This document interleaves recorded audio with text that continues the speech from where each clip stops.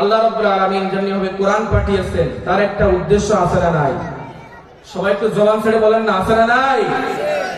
এখানে যে প্যান্ডেল গুলো সাজানো হলো এর একটা যেমন উদ্দেশ্য আছে, এই মাইকটা যিনি তৈরি করেছেন তার একটা উদ্দেশ্য আছে যে এটার মাধ্যমে মানুষ কথাগুলো শুনবে, বক্তা হোক যে কথা এখান থেকে বলবে মানুষ দূর থেকে শুনতে পারবে। সামিয়ানা গুলো কেন? যাতে করে মানুষ নিয়ারে ভিজে না যায়, এগুলো অনুষ্ঠানের জন্য তৈরি করা হয়েছে। তার মানে যিনি তৈরি করেছে তার একটা উদ্দেশ্য আছে না নাই? সবাই করে আছে না নাই? মোবাইল ফোন বলেন, এখানে যা কিছু আছে সব কিছুর পিছনে একটা উদ্দেশ্য আছে না নাই? তাহলে যে রব্বুল আলামিন কুরআনুল কারীম নাযিল করলেন তারও একটা উদ্দেশ্য আছে। কথা বলেন ঠিক কি না?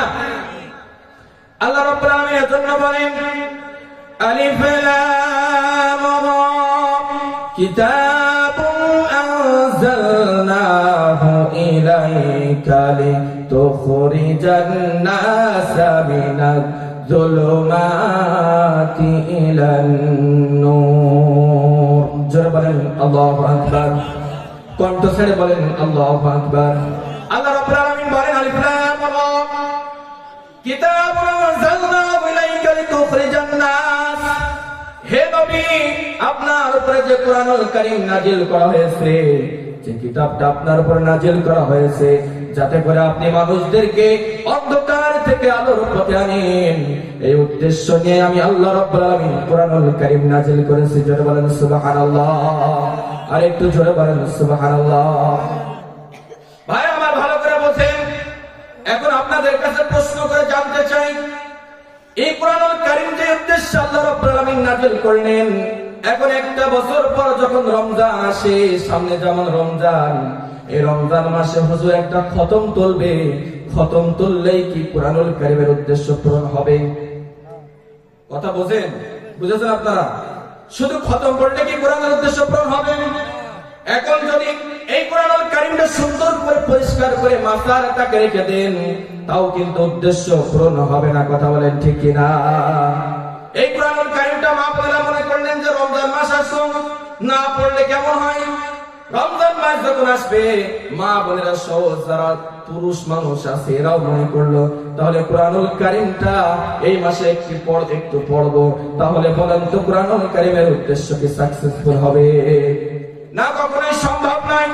কুরআনুল কারীমের উদ্দেশ্য তখন পূরণ হবে আল্লাহ রাব্বুল আলামিন বললেন অন্ধকার থেকে মানুষ আলোর পথে আসবে। সুবহানাল্লাহ বলেন। এই আলোর পথ যদি চিন্তা হয়, পৃথিবীর মধ্যে সুদ আছে, ঘুষ আছে, জেনা বিচার আছে, অন্যায় অবিচার, খুন আছে, এই সব কিছুকে মারিয়ে দিয়া, এই সব কিছুকে দূর করে দিয়া যখন একটি সোনালী সমাজ, একটি সোনালী রাষ্ট্র উপহার দেওয়া যাবে, তখনই কুরআনুল কারীমের উদ্দেশ্য পূরণ হবে। কথা বলেন ঠিক কিনা? আর এটা করতে গেলে আমরা হুজুররা ওয়াজ করে হবে না, এটা পার্লামেন্ট পর্যন্ত দিতে হবে। কথা বলেন ঠিক কিনা? এটা পার্লামেন্ট পর্যন্ত না দিলে কি আমরা যদি ওয়াজ করেই যাই, এখানে যে 4 দিন ব্যাপী সাজিয়েছে, এর আগেও সাজিয়েছে, এইটা করতে করতে কত মাহফিল আমরা শুনছি, কিন্তু কুরআনুল কারীমের সেই মূল উদ্দেশ্য কিন্তু আজও পূরণ হয় নাই। কথা বলেন ঠিক কিনা? কুরআনুল কারীমের উদ্দেশ্য পূরণ করতে গিয়া বিশ্বনবী সাল্লাল্লাহু আলাইহি ওয়াসাল্লাম 3টি বছর জেল খেটেছে। কুরআনুল কারীমের উদ্দেশ্য পূরণ করতে গিয়া আমাদের মুফাসসিরে কোরআন আল্লামা সাঈদী 13টি বছর জেলখানায় ছিল। কথা বলেন ঠিক কিনা?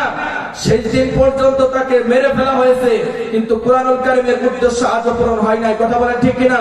ও তাওহীদি জনতা, আপনাদের কথা আহ্বান দিয়ে বলতে চাই, কুরআনুল কারীমের উদ্দেশ্য যদি পূরণ করতে গিয়া আমার জীবন চলে যায়, রক্ত চলে যায়, সময় চলে যায়, তাহলে আমরা রাজি আছি না নাই? দুহাত তুলে আল্লাহকে দেখায় দেন কারা কারা রাজি আছেন। নারায়ে তাকবীর, আরো জোরে নারায়ে তাকবীর।